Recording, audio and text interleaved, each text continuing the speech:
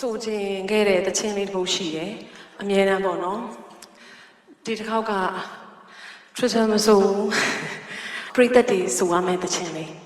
ဒီတခြင်းလေးကိုရေးထားတဲ့သူကအခုထိတန်တိုင်နောက်မှာပဲရှိနေပါသေးတယ်ဒီတခြင်းလေးကိုစိုးခဲကြတဲ့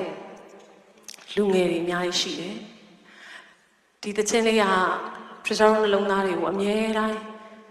နဗန်ချင်းလှုပ်လို့တဲ့သချင်းလေးဖြစ်တယ်။တေးရတန်တိုင်းနောက်မှာဒီသချင်းလေးကို arrangement လုပ်ခဲ့တာဒန်နီယယ်ဆောပါဆိုခဲ့တဲ့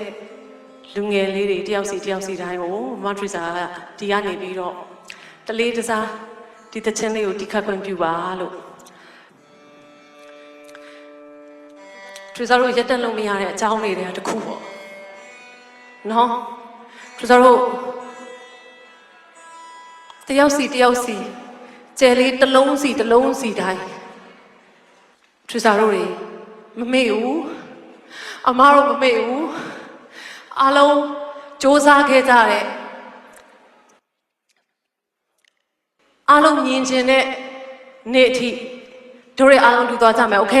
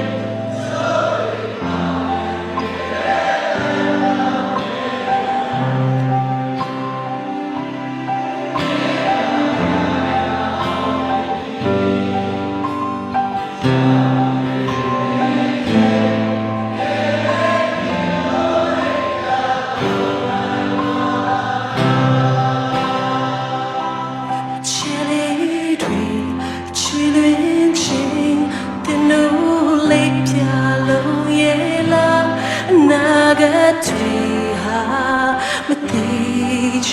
တော့ပါတိုက်ပွဲမှာ